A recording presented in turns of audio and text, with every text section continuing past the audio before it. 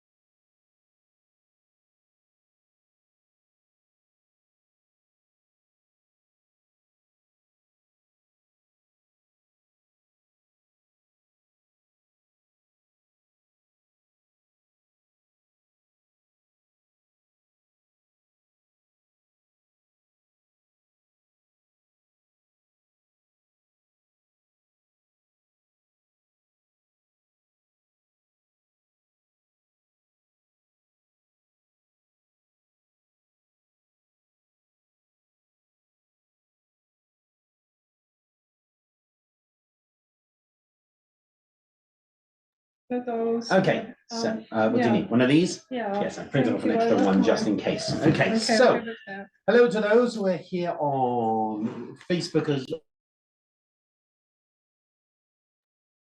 There you go. Now can you hear? Okay, just say something to us as well. Yes, we can. I can hear. Our owl is slightly crooked. I'm not sure why. Yeah, he seems leaning a bit. I can hear now. Perfect. Okay, good, good. Oh, there's a wire underneath. Can you just remove the wire that's underneath the owl? Here.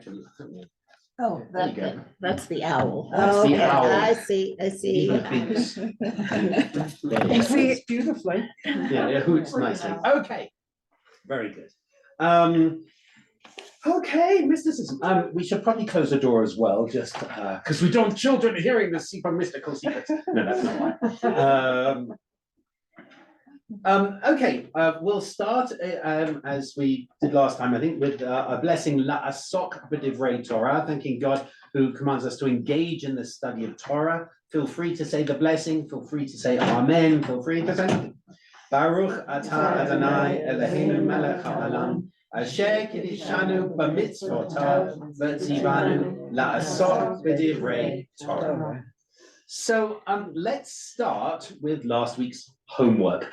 Just a very quick discussion because I don't want to give too much time to it. But we had been talking about a number of different Kabbalistic aspects, and we've been talking about the sort of popularization. Let Marlene in, there you go. The popularization of Kabbalah, for example, through Yehuda Berg's Kabbalah Center. I mentioned the most famous person was Madonna. I love that look on your face. You obviously watched it. So I encourage people to have a look at the video, not the whole movie, the video for Die Another Day. It was Madonna's song to the James Bond movie. And to see what you thought of any particular Kabbalistic themes, because she was trying to bring them in, whether it made you comfortable watching, whether it excited you watching, whether you were uncomfortable. Let's let Father Ann in, there we go. So just very quickly, I really only want to give about 5-6 minutes to this. For those who were able to watch it, what were your thoughts from a perspective of someone who's exploring Jewish mysticism? Any thoughts? There's no right or wrong answer here. Just for those who watch it, what did you think? Well, I thought the tattoo, just the fact of having a tattoo itself has a lot of fraught meanings in Jewish life. So you don't see many Jewish centered tattoos, both for religious reasons and Holocaust reasons and all kinds of stuff like that. So it's interesting for her. I'm going to kind of assume for the next 5-6 minutes that everyone's seen it. If not, bear with us. So she has these 3 letters, Lamed Aleph Vav, tattooed on her arm, which may spell out the word love that we know, or may mean something else, much more deeper Kabbalistic, because there are 3 verses of Torah that have 72 letters, and they are adjacent to each other. And Rashi says this is actually really important, and so therefore, if you take the first letter from the first verse, the last letter from the second verse, and the first letter from the third verse, you have a name of God. And then if you take the second letter and the penultimate letter and the second letter, you have a second name of God. Yeah. Lamed Aleph Vav appears twice. And so the rabbis are like, ooh, this is not just one of the 72 3-letter names of God, but it appears twice, so it's very important.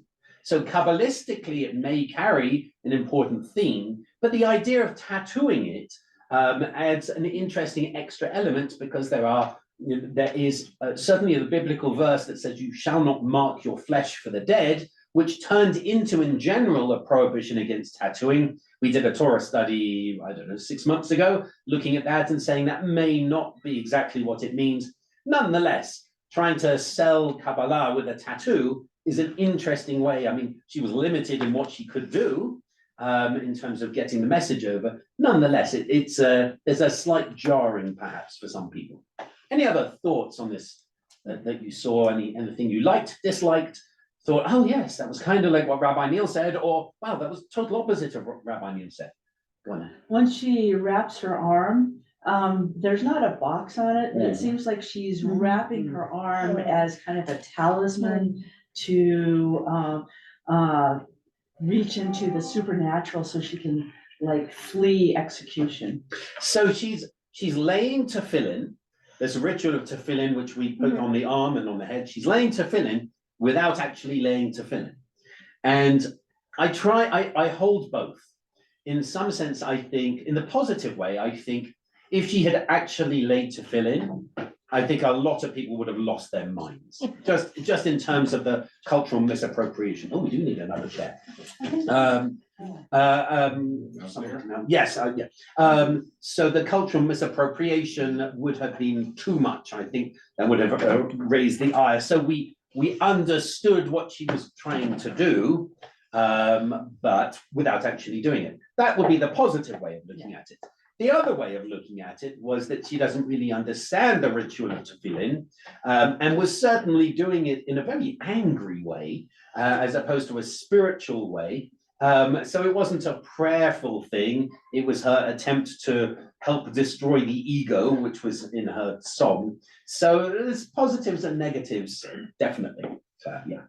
Yeah, so what I read also was that Lamed Aleph Bet or Bet Vav. Vav. Yeah, Lamed Aleph Vav, Vav. yeah. Also means the destruction of the, I read a little commentary on it, Okay. on the video as well, that it actually means letting go of the ego. And Madonna's extremely intelligent. She has a high IQ. I think she meant both. Right. I think it was like of all the 72 three-letter words, Yeah. I think she chose one that also says love. Yes. But it was, there was something, I don't know, I really was turned off by it though, the video. I thought it was just very exhibitionist,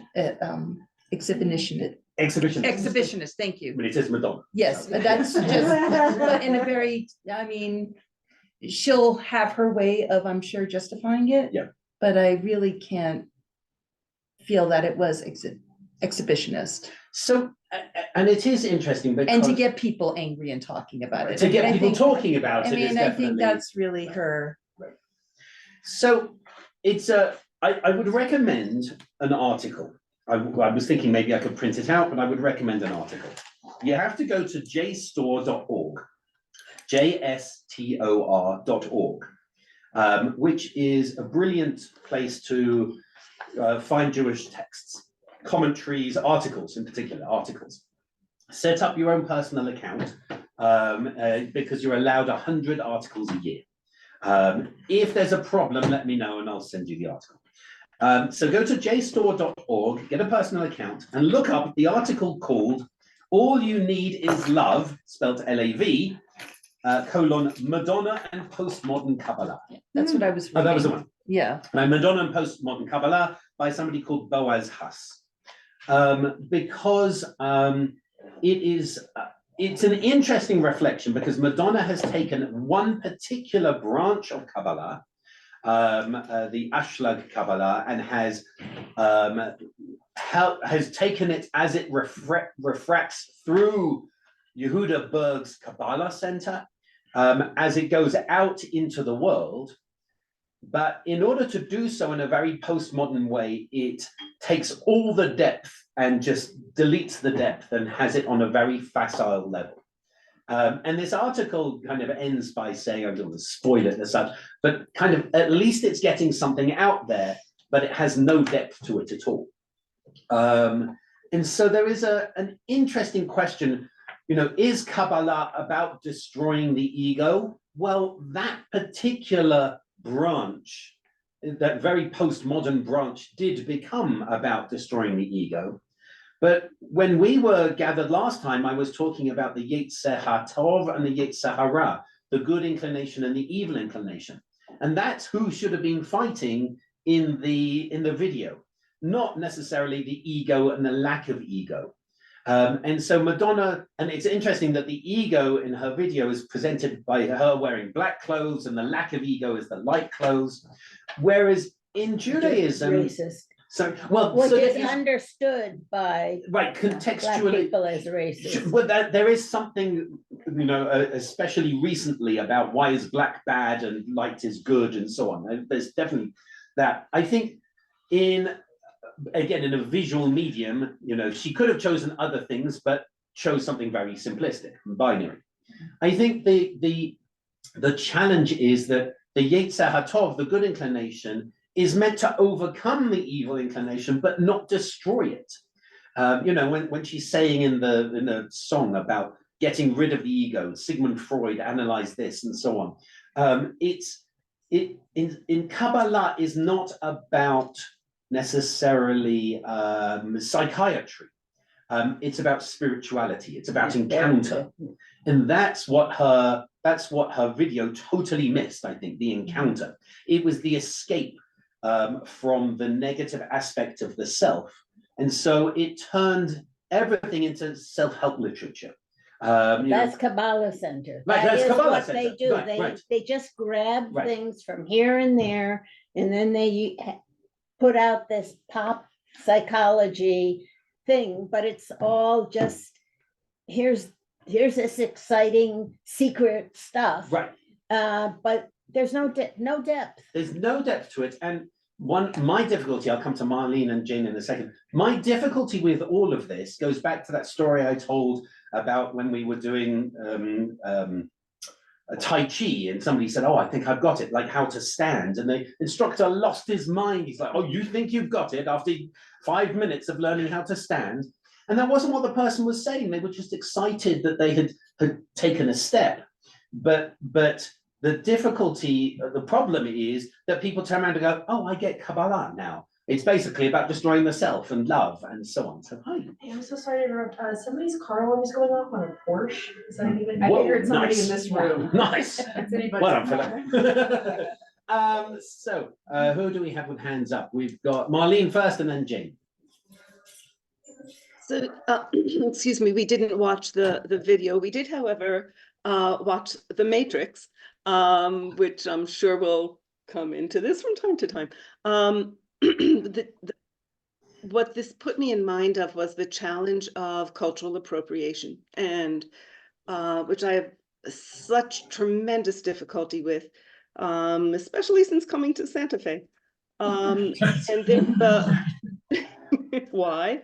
There was a fella, let me take you on a spiritual quest, you know, I mean, just choose your culture, and there's somebody who is going to volunteer to do that, who's not within the culture. There was a fellow who used to teach Kabbalah, and that's intentional, at TBS. Yes, indeed. Name was Steve. I won't mention his last name. There were people who adored him, and when Rabbi Marvin came into TBS, he said no, and that upset an awful lot of people. By the way, he was not Jewish and taught Kabbalah. That upset a lot of people, and you know, the same ones who are probably now going to those other places. Yeah, seriously.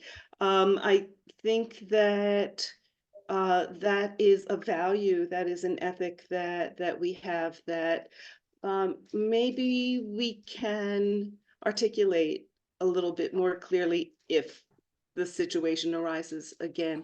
But that's what really disturbs me about the whole Madonna thing. So thank you. It's actually even more complex than that, because when I arrived here 10 years ago, he was teaching his Kabbalah class in here. And it was here again. And I sat in on one of them and thought, you know what, this is a really nice meditation group. And it's absolutely appropriate. And it's using themes from Kabbalah for the meditation. But so in some sense, it's similar to Jill Hammer's perspective, which we'll come to, which is that this isn't an instructional manual, but a meditative practice. However, who has the authority to do it and what's connected? And one of the challenges is that there is such a thing now as Christian Kabbalah, which took the Jewish Kabbalistic perspectives and said, well, this is very similar to some things in Christianity. And so you have this question of, I mean, look, we did it too. The Seder service wasn't ours. The Seder service was a Roman meal. All the Romans would lean to the left. Rabbi Gamliel was very assimilated, so he got to spend time with Romans, and they would start their meal by dipping parsley in salt water to cleanse the palate. And Rabbi Gamliel went, oh, that's a really nice idea. I'm going to make that Jewish. And so he explained it's because of the spring and because of the bitter tears of the Israelites and so on. And the Romans would end their meal with dessert, which in Greek is afikomen. And so Rabban Gamliel turned around and said, yeah, it sounds Jewish to me, and included it. So the challenge in terms of appropriation and misappropriation is we can say, well, don't take our things, that's not appropriate, but we do it too. It's just the difference is we tend to do it with cultural things, not religious things. And so the question is Kabbalah a religious thing, or is it a meditative practice which feeds off the Jewish religion and therefore can be appropriated by others? I would say personally, I would say the first, not the second. But I can understand why some might say the second. And it's an icky line, it's a difficult line. Jane, and then we're going to move on from Madonna. Oh, you're muted, Jane. Sorry. I agree with Marlene. I mean, it's the religious and cultural unappropriation, I'd say. I find it really difficult. And, you know, when I have a friend who's not Jewish who knows I'm taking this class, and well, explain it all to me. And I said, I can't explain it all to you. It takes a depth of knowledge. But even when you talk about the Yetzer Hara and the Yetzer Tov, it's hard because this person was raised Roman Catholic, and right away they go to Satan, right away they go to the apocalypse. And so, you know, it's very hard to weigh in because that's not our school of thought or anything else. And I just wonder when Madonna takes this turn in her visions or in her videos, if that's where her mind goes, because that's how she was raised, and she can't equate to what our knowledge base is. And I don't know, and I obviously can't speak for her, but I think it's a really important question. I think at the end of the day, if you're learning Kabbalah from a center that sells bottles of water at a ridiculously inflated price because they have been infused with the spirits of the Kabbalistic ancestors, I think that's the point where you go, okay, we have a problem.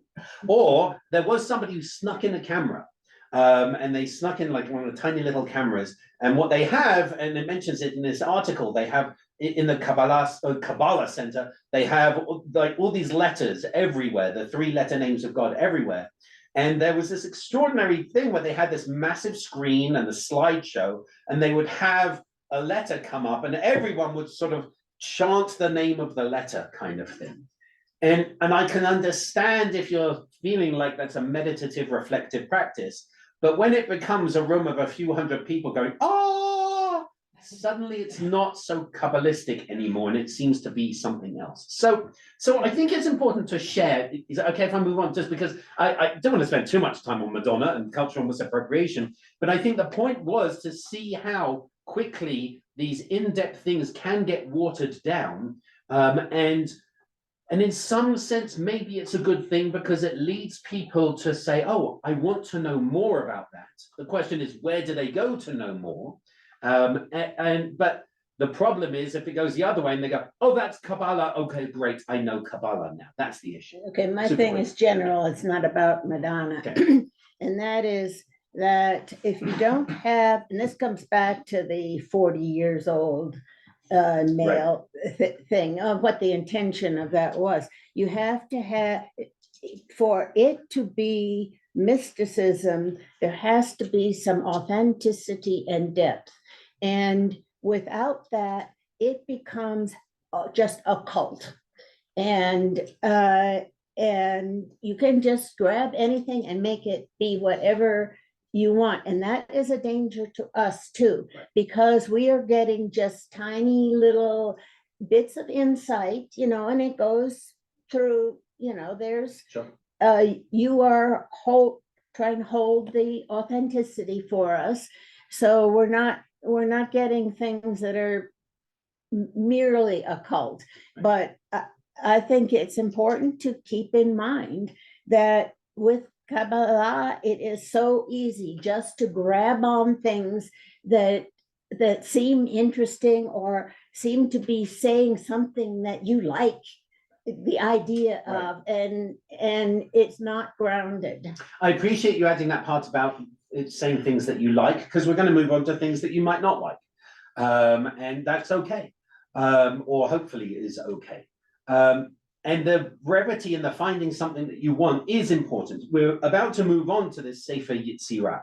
And the Sefer Yetzirah is written, each little sort of chapter and verse is very short. In the handout, it's on page 11. I'm going to bring the handout up in a moment. But as you can see, for example, in this book here, hopefully you can see that, you have the Hebrew text, which for the first one, which is 5 lines long, and the commentary just by Kaplan goes on 10, 12 pages, maybe more than that, 14, 20 pages, just on that 5 lines of Hebrew. And so that is the depth that we obviously can't do in this time, but we're going to look at a couple of them, a couple of the commentaries or excerpts from the commentaries, because this isn't easy stuff. And it's a very postmodern thing to say, how do we take this in a way that we can package it and sell it, and therefore make it appropriate to be spread by others. Meanwhile, you've got the gatekeepers / guardians of the traditions saying, but that's not it. That's the easy consumerist version of this, not actually what we have. So with that in mind, let me share my screen. Okay, and let me just scroll down. Okay, so what we're going to do is, scroll down, what are we on? Page 11. And thank you, I can't remember who it was who suggested I put this as a PDF. It was a very good suggestion. 10, 11, here we go. So you'll see that I put the person who translated it. So this one is using Aryeh Kaplan's translation. This is the very beginning of the book of Sefer Yetzirah, this fascinating, bizarre, mystical text that uses Kabbalistic terms and so on. I deliberately kept the gender of God as he translated it. So he's using the masculine gendered terms of God here. I think it's important to say that Kabbalah is very clearly gendered. Maybe not so much modern Kabbalah, but the idea, the patriarchal idea of the masculine above and the feminine below. And this particularly comes to the tree of life, which we'll hopefully come to, that anything that is above is masculine, anything that is below is feminine. And that is predicated on a particular worldview, a particular view of society. I'm not saying that I agree with it, but that's where their minds were. So interestingly, when you have 3 different levels of Sefirot, of emanations of God, the top one is masculine, the middle one is feminine to that masculine one, but in relation between the middle one and the bottom one, the middle one becomes masculine and the bottom one becomes feminine, because masculine is always above the feminine. So again, we can find that difficult and say, well, that's not, that's clearly from their medieval perspective, but that's at least where they are, and that helps us understand their perspective and the metaphors that they're using. So similarly, they're using ideas of God that are, I would say, very much based in patriarchy, although it's important to say that that doesn't mean that they see God necessarily as male, just primarily as male. And by that, what I mean is that there are aspects of God that are encountered as the feminine as well. So I mentioned that that's a lot of words just on explaining why it says he and his. So someone to read for us, our opening text. We're now heading into the Sefer Yetzirah. Someone to read for us.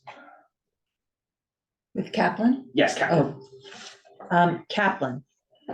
With 32 mystical paths of wisdom engraved Yah, the Lord of hosts, the God of Israel, the living God, ruler of the universe, El Shaddai, merciful and gracious, high and exalted, dwelling in eternity, whose name is holy, who is lofty and holy.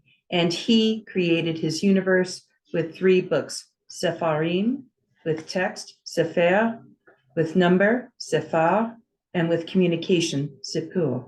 Thank you.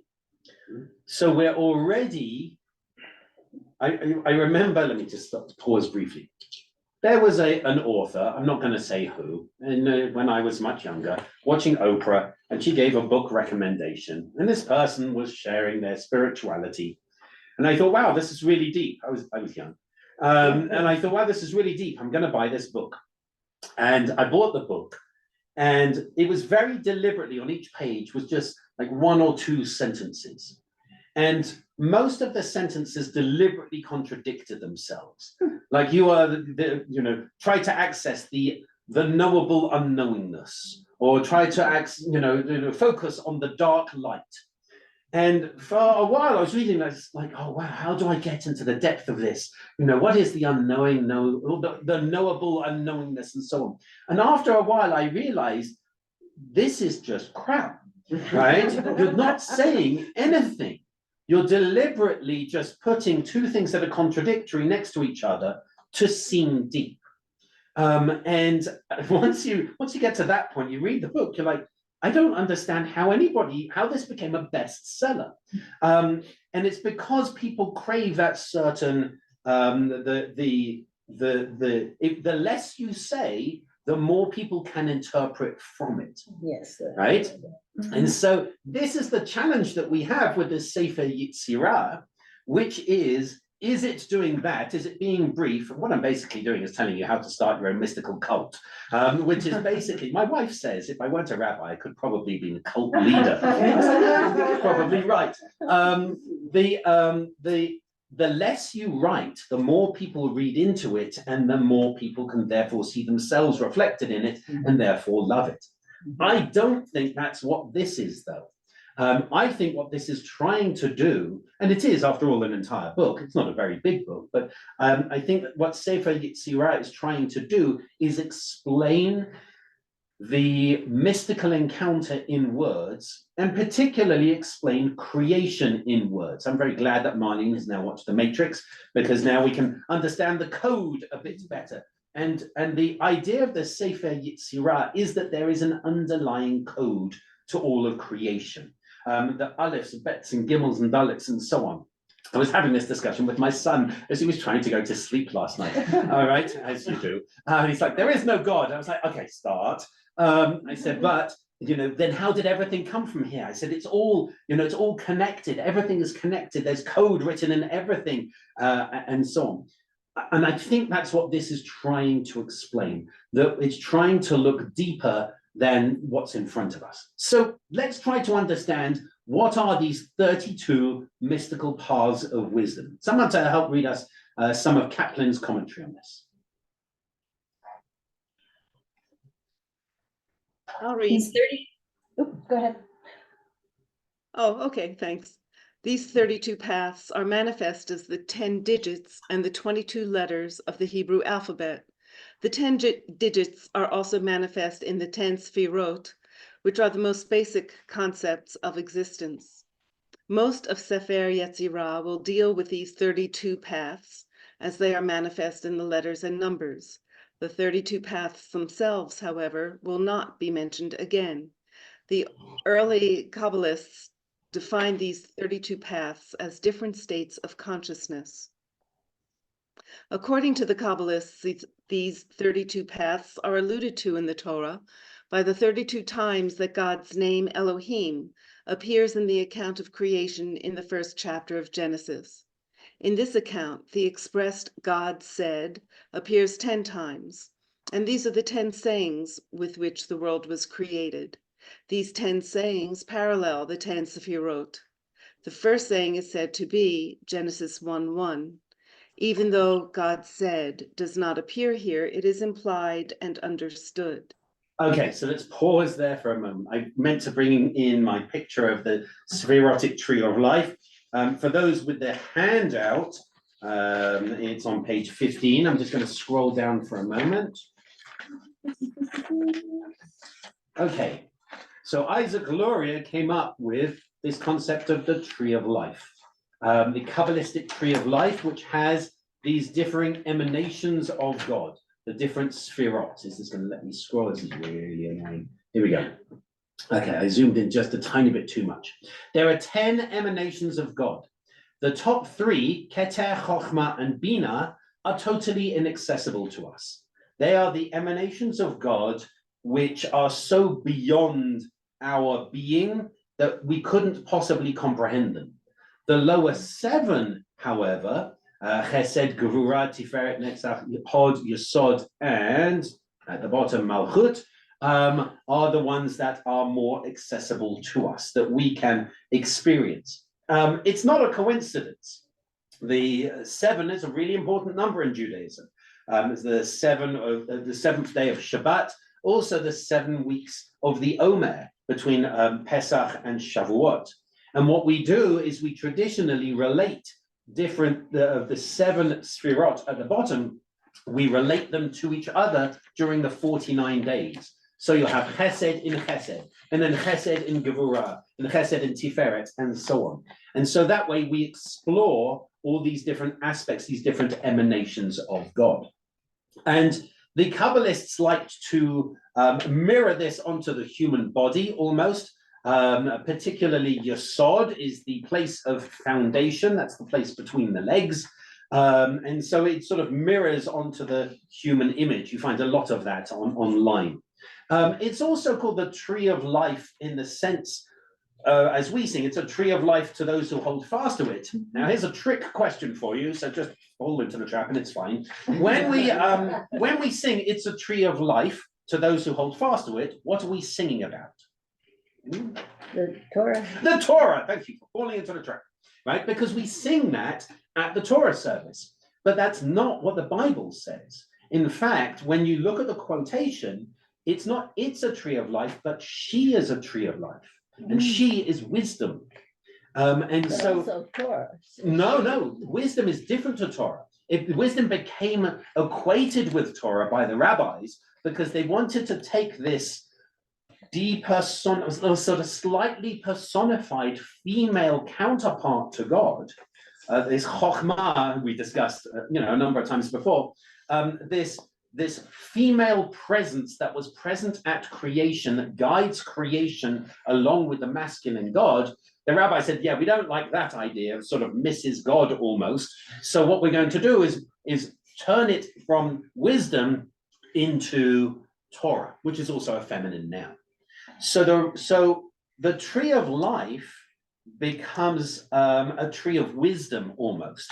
And so when the Sefer Yetzirah is talking about these different paths of wisdom, that's because it has in some sense a concept of the Sfirot, these 10 divine emanations as well. And for us, with a tree, the roots are what nourishes, and the fruit is what blossoms. For the tree of life, it's really important that the branches, the fruit is at the bottom, and the roots are at the top. God is the root. The unknowable is the Ein Sof, the limitless one. That is the root of everything. Keter, Chochmah, Bina at the very top there. They are the root of everything. And then God's goodness essentially filters down all the way down the tree of life to Malchut, which is at the very bottom. That is the sphera that is most easily accessible to us. And as I said before, we have this feminine idea of the female being the lowest. And so interestingly, in Kabbalistic thought, the name of God that's associated with Malchut is Shekhinah, is the feminine presence of God. And so interestingly, in Kabbalah, we are basically under that sphere of Malchut. So the presence of God that is most easily accessible to us is the Shekhinah, is the feminine presence of God. But because we are underneath it, to us it appears masculine, or it expresses itself in masculine ways, which is why we end up using terms like Lord, King, and so on, because we are below as the sort of feminine people almost. Marlene has a hand up. Can we legitimately relate this tree conceptually to the tree of knowledge of good and evil? Yes, absolutely. Absolutely. And so in a Kabbalistic reading of that Genesis text, it's saying, look, it's right there. The tree is there. And there's a tree of life. And so it very strongly connects to that. So the rabbis were very pleased with themselves, particularly the Kabbalists were very pleased with themselves. If we go back to page 11, they were very pleased to find all these tens, right? The 10 digits relates to the 10 commandments, for example, or the 10 sayings, better put, which relates to the 10 sfirot, which also relate. You take the 10 plus the 22, and then you've got 32. And the fact that that is the same as the number of times that God says 10 times in Torah at the very beginning in terms of creation, although God doesn't really say 10 times. God says 9 times for creation. And the Kabbalists say, yeah, sure, but Bereshit bara Elohim et hashamayim ve'et ha'aretz. In the beginning, God created the heavens and the earth. Well, we know that in order to create, God spoke, so therefore that counts. So what's interesting is you're like, well, hold on a minute. You're kind of forcing that. Let it go. Let it go, because this is to have the 10 is really, really important for them. And to find justification in the text is also really important. Otherwise, it's just ungrounded spirituality. And that, that comes back to this authenticity again. If somebody turns around and says, well, we follow this because it's a derived principle, that's not enough in the rabbinic mind. There has to be proof. There has to be some kind of source. And so turning around and saying, but look, it's here, hidden in the text, is so long as you pull it out, that's enough of a justification. So that again goes back to the depth and authenticity. Let's keep going on Kaplan's commentary. From the other 22 times. The other 22 times that God's name appears in this account then parallel the 22 letters of the alphabet. The 3 times in which the expression God made appears parallel the 3 mothers, see later. The 7 repetitions of God saw parallel the 7 doubles, later. The remaining 12 names parallel the 12 elementals, see later. The Kabbalists note that the 32 paths of wisdom have their parallel in the human nervous system. 31 of these paths, then, parallel the 31 nerves that emanate from the spinal cord. The 32nd and highest path corresponds to the entire complex of cranial nerves, which are 12 in number.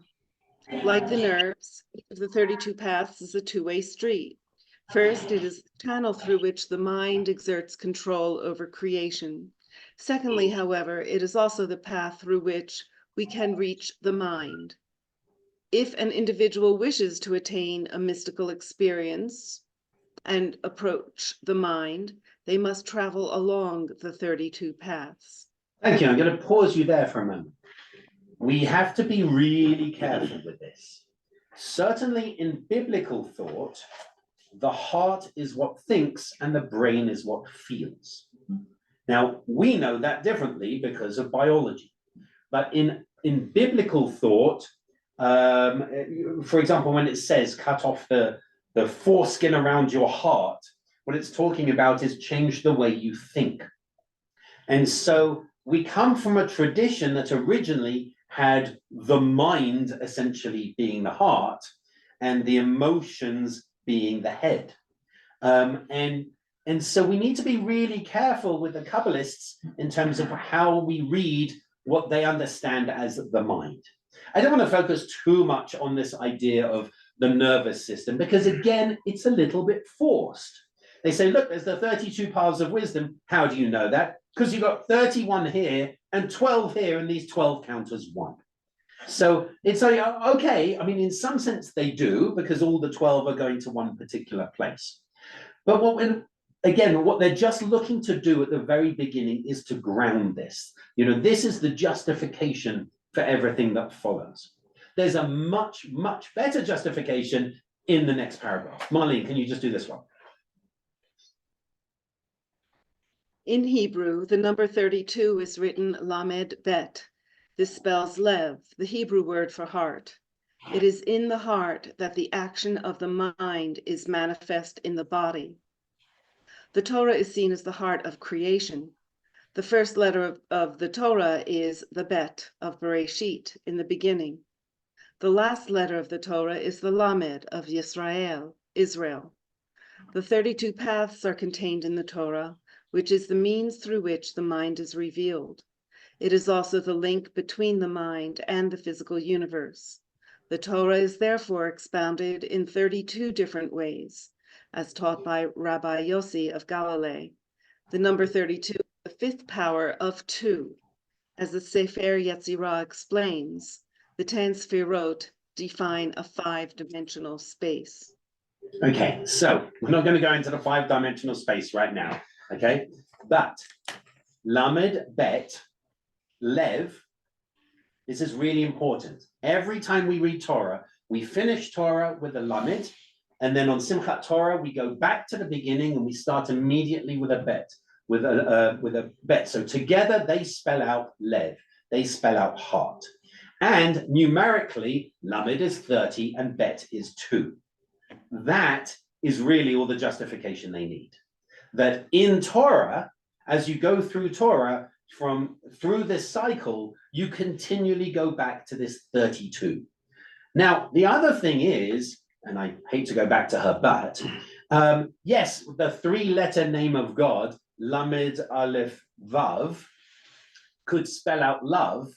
You could also have taken Lamed Bet and actually had Lev, which means heart, and love, if you had changed the vowel, and so on. And I think this is really important. They know they have 10 for the 10 Sfirot. They know they have 22, which is the numbers and the number of letters in the Hebrew alphabet. They're looking to make sure that it's really clear that the letters are used as a way of formation, creation, the code, basically, that underlies all of creation. And so they start connecting it to physical things. They start connecting it to textual things. Well, if you read this many ways, there's this many texts, this many words here, and so on. What they really need is this, I think. Lamed Bet is 32. There's no arguing that.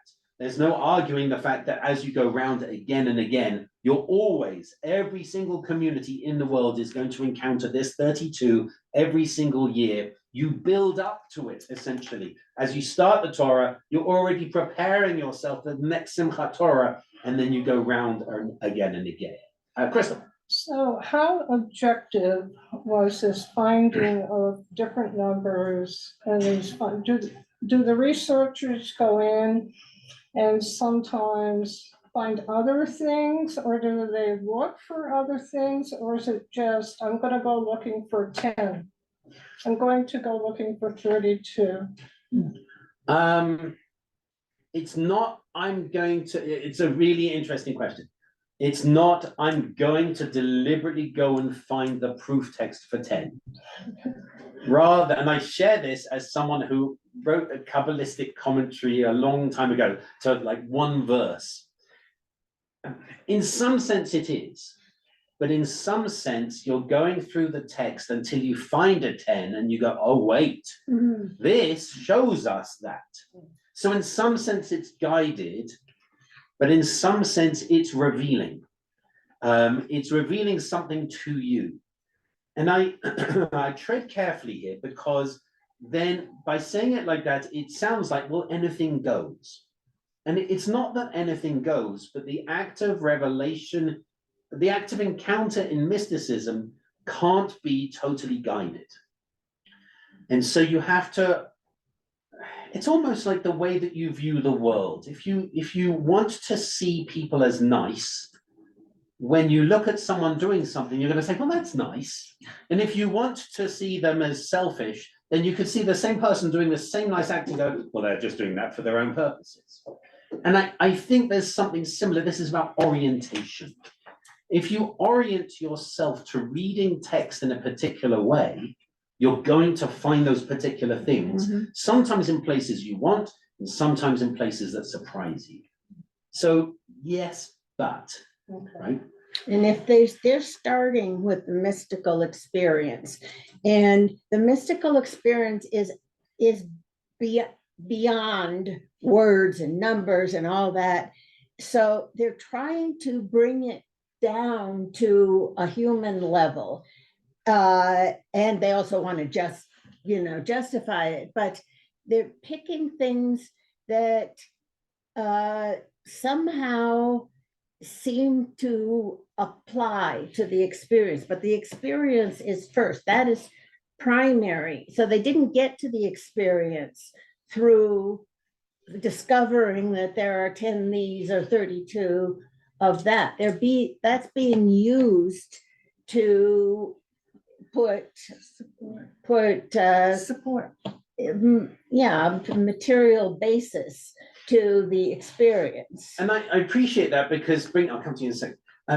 Because our starting discussion was about how much do you water the experience down in order to let people know. But it's not watered down, it's trying to give voice to something, trying to concretize something. Everything that we experience is impossible to describe. And as soon as we describe it in language, we immediately limit it.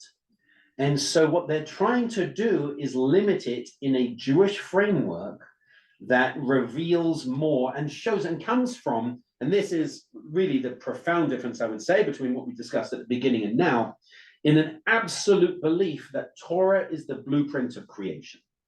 So this is at the very start of Genesis Rabbah, the very start of Midrash, that God looks into Torah as the blueprint to how to create the world. Now you might say, well, hold on a minute, didn't God create Torah and didn't God reveal Torah? It's like, yes, we're not asking that now, we're not focusing on that now. We have a different kind of metaphor, which is that everything in Torah is useful as a blueprint so therefore, when they're describing this experience, they're describing it specifically in Torah terms to really bring, again, this message that this isn't just mystical experience defined with Jewish language. This is actually when God spoke, God created. Therefore, if we find the right letter combinations, we can speak and we can create as well. So it touches on magic, but more than that, there's a theological statement here about the grounding of Torah, not just as a text, but as everything, literally everything comes from Torah. So the concept that we talked about earlier of Torah being written as a dual text, originally with the numbers in there intentionally, and because the folks that were putting it together were putting it together for whatever this were ultimately the Kabbalah concept of mysticism and magic was going to be taken out of here, as well as historical and directional text. So it exists on a number of different levels. And there is something to be said for what I mentioned last time of if you take the first letter Tav and count 50 letters and you have a Vav, and count 50 letters and you have a Resh, and count 50 letters and you have a Hey, and that spells out Torah. And you think that is impressive. That makes you go, okay, that's kind of cute. And then when you see it in the next book, you go, okay, is there something more to this? Was this text written? Was the Torah written down as an encounter, as our people's first encounter, as a historical theological enterprise, or are there codes hidden within? And is it just that the codes can be found because the text is so large? Or was it written with certain things that the author thought, they're going to find this later and they're going to be really impressed? And there are those who turn around and say there are so many of these codes that proves it couldn't have been written by a human being and must have come from God. And that that's basically the Kabbalistic or the mystics mindset, that there's so much that is hidden in Torah that we can pull out, that it must only be the blueprint of creation, not just an account of, Adam to Abraham to, all the way through to Mount Nebo at the end of Deuteronomy. So yeah, it exists on a number of different levels. So simplistically saying, who created the Torah and who did they create it for? Well, so that's another class. In terms of, right, the Orthodox would say it was revealed word for word from God to Moses on Sinai. Moses wrote it down, not wrote with a pen, wrote it down word for word, including even the parts that says that Moses died and he was the humblest man ever. And then the rabbis in Talmud say, okay, Moses didn't write that bit, Joshua did. And so Joshua wrote from there all the way up to the bit where Joshua died, and then they take on and so on. There are others who say that it comes from God in the sense of it was our people's first attempt to understand what God wanted from us. And so there are elements of the text that speak of God's revelation, and there are elements of the text that speak of us.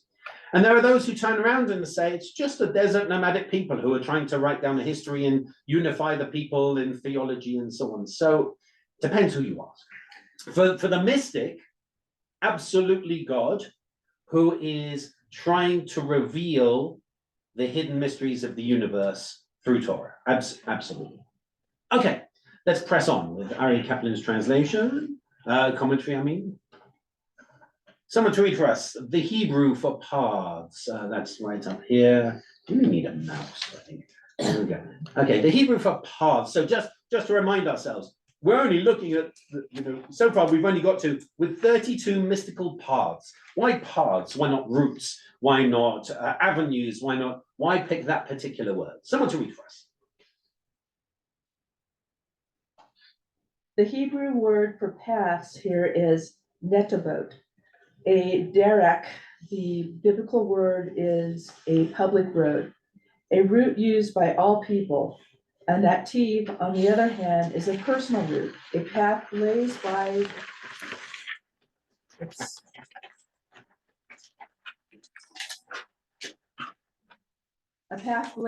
the individual for their personal use. It is a hidden path without markers or signposts, which one must discover on one's own and tread by means of their own devices. The numerical value of nativ is 462. This is twice the number of the 231 gates discussed in later on, chapter 2, verse 4. Okay.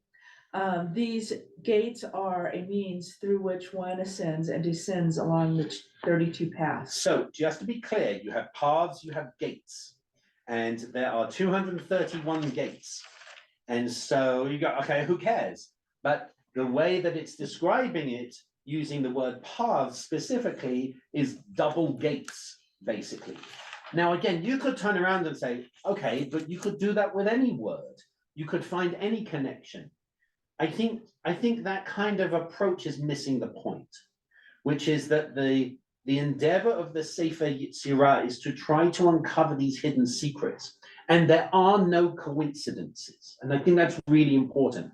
So using the word nativot, or particularly nativ, a singular form, alludes to something else later. Now, did the author of Sefer Yetzirah, the anonymous author of Sefer Yetzirah, did they know that when they chose nativ? Did they know I'm going to be using gates later and this numerically is similar to this? They might have done. They might well have done. That would have been a very cleverly written thing. Or maybe they didn't, and later on people go, well, that's really interesting because look, that's double that. Because you've got to be aware that the numerical value is in the singular form, nativ, not nativot, which is what the text actually says. So you have to fix the word a little. You have to take it from the plural to the singular to then find the connecting number. But the reason I share this is because I don't want this to seem trite in any way. What this is doing is it's exploring text and living number and living letter in a different way to the way that most of us experience letters and numbers. We experience them as functional things. Functional in the sense of a way of transmitting information. from one person to another.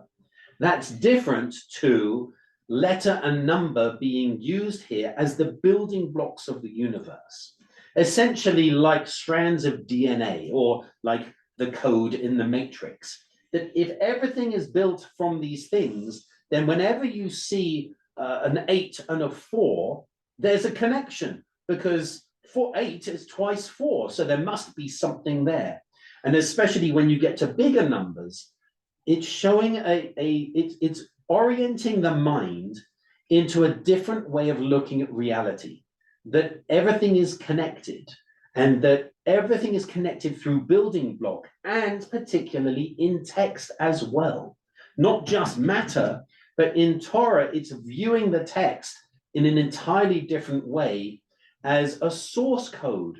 They imagine almost that you're code breakers, and you're trying to, there's a hidden message in the text.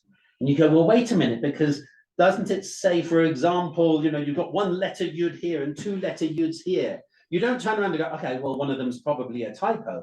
The question is why? Why is that happening? Oh, it must be pointing to something deeper. So why is this word in a singular form double the numerical value of this number of gates? Why were there 231 gates? Because it's alluding to the 462 nativot, pathways and so on. So this is trying to explore mysticism in a different way of everything has the potential to reveal. Everything, every text, every word, every letter has the potential for an aha moment, which allows you that extra depth, extra encounter, so that the mystic becomes enlightened, maybe that's not the right word, in a different way. They see reality as more than letters on a page. They see as more than just matter. They see everything as imbued with hidden meaning. Even the word nativ and the gates, they are I don't want to say gatekeepers, they are the guardians of an extra realm of how to view the world. Jane. Yeah, I really like this, but I guess my first look at this is if you have this number of gates and it doubles, it's because you ascend and descend through the same gates. So that would double the gate, number one. But number two, I really like this concept of a personal path, and this is a personal experience. So I think that it doesn't matter where Torah comes from or who wrote it, but each time you take Torah out and you look at Torah, it's your personal experience with Torah, and this just allows you to deepen that experience and to allow more to come from it, to have a relational experience with God. I appreciate that. There's a risk with that, though. And the risk is, in our tradition, we say there are 70 faces to Torah. There aren't 7 million faces to Torah. And the risk is, and this is a genuine rabbinic risk, which I think we've addressed earlier today as well, which is that someone takes their own individual encounter and goes off the path. Or, to follow that story of the 4 rabbis who go to Pardes, one dies, one goes mad, one becomes a heretic. I was pleased to see that people were responding positively to my thing about, please take this book out, it's a really good book.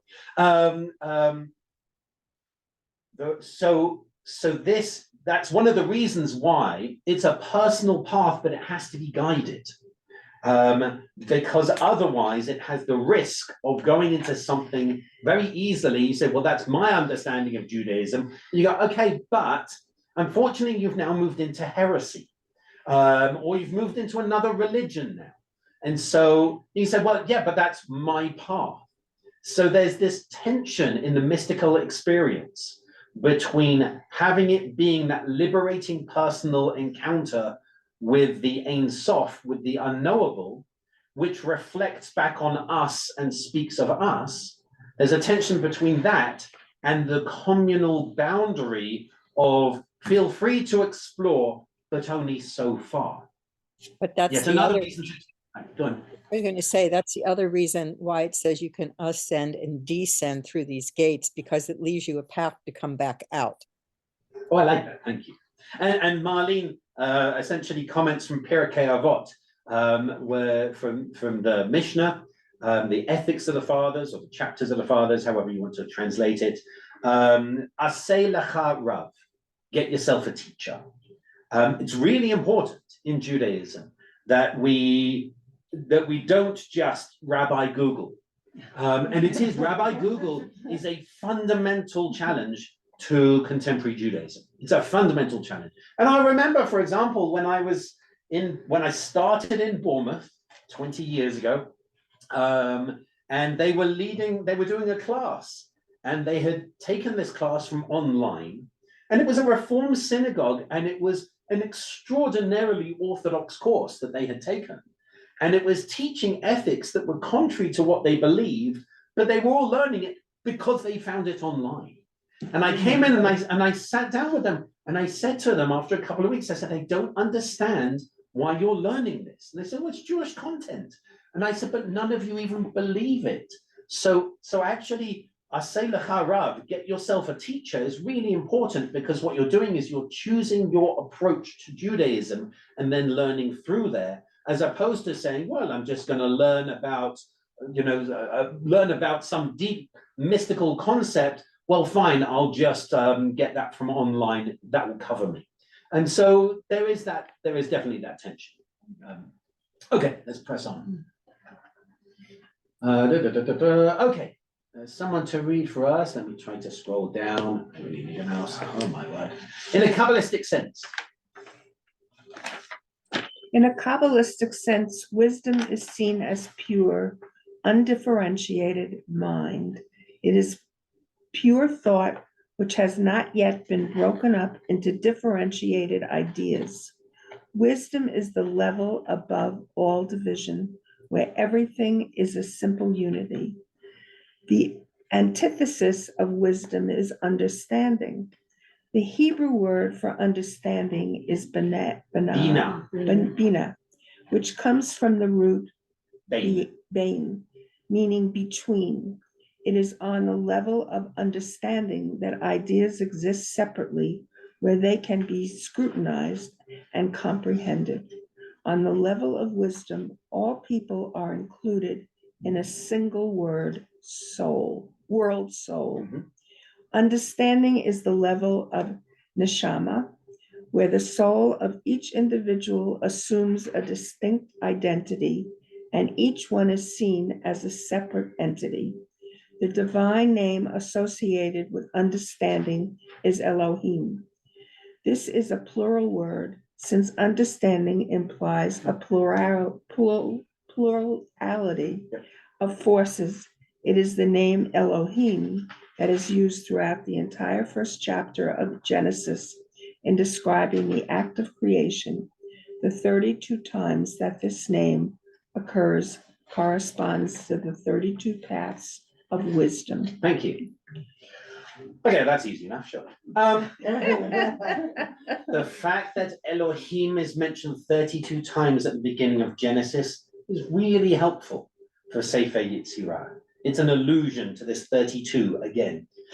If we go back to this tree of life, just to be clear, on page 15, there we go. At the top of the tree of life is specifically directional. Keter first, the crown first, then Chokhmah, wisdom, then Bina, and then Bina disseminates down and so on. Keter, the crown, this is essentially close to or approximating or in some sense part of the Ein Sof, the unlimited, the without end. As we get closer to humanity, we have Chokhmah, which is this undifferentiated thought. We are all included in that. There is a unifying aspect to that. And Kabbalah very specifically is about unification, ultimately, about bringing everything that is divided back to its unified source.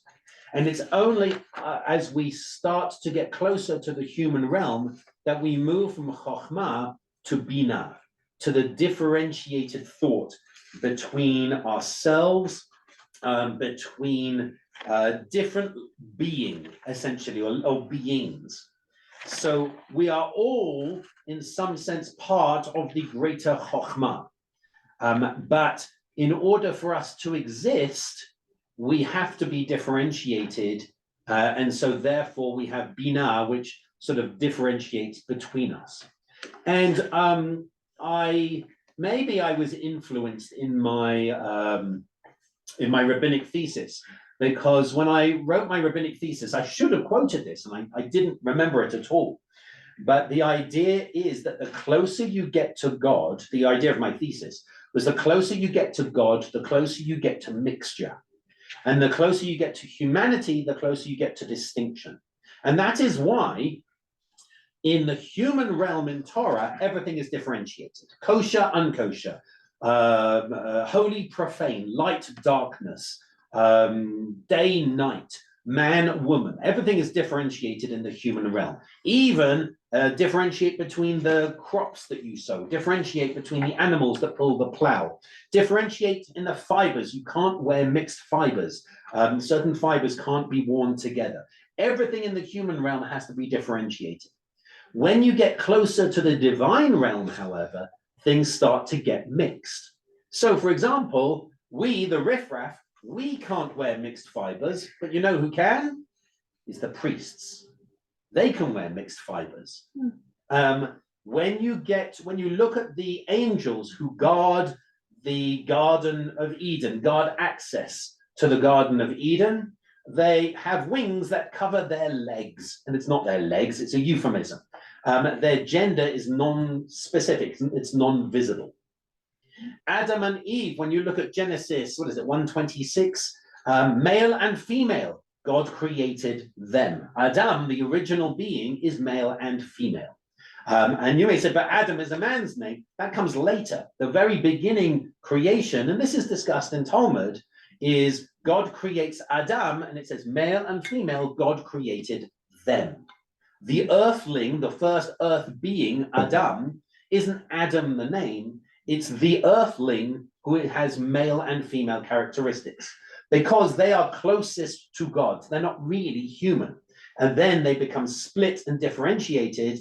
God takes a rib or bone, or however you want to translate it, and there's a differentiation. That's what leads to human existence. Similarly, in the Kabbalistic tree of life, the more you go down the tree of life towards humanity, the more differentiated things become. And so we use the name Elohim as a way of acknowledging, God, but God accessible in that differentiated human realm. And this leads us to this important idea that Kabbalah and Sefer Yetzirah and so on ultimately points to unification, to bringing everything back to the original source, to elevating that which is differentiated and trying to access something beyond our simplistic differentiation when you connect with something larger than yourself. Okay, let's go back. Okay, this resolves. Someone to read for us. This resolves an important difficulty. If wisdom is a simple, undifferentiated mind, how can it be manifested as 32 distinctive paths? But actually, wisdom is undifferentiated, and it is only through the powers of understanding that it is divided into separate paths. Wisdom represents nonverbal thought, while understanding is its verbalization. Keep going. Only the first letter of the name Yah, the Yud, designates wisdom. The second letter, He, designates understanding, the feminine principle. The reason why this name as a whole is used to designate wisdom is because wisdom cannot be grasped except when it is clothed in understanding. So in other words, what he's trying to explain here is just, the text said, with 32 mystical paths of wisdom engraved Yah. Why pick that name, right? Yah is interesting because the Yud, apart from designating wisdom, in Gematria, Yud is 10. So an interesting choice. It could have been anything, could have been any name. But we're starting with the name which starts with the letter that represents 10. But taking this idea of Yud and Hey as wisdom and understanding is showing us as we elevate up, as we go up and down this tree of life, it's gates and filters.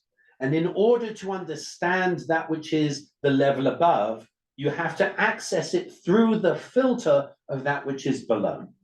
And so what they're deliberately saying is not, this is the full experience, because you can't get that full experience. You can't understand it. That goes back to that 2001 moment where it's too much for his brain. So we have to filter that experience.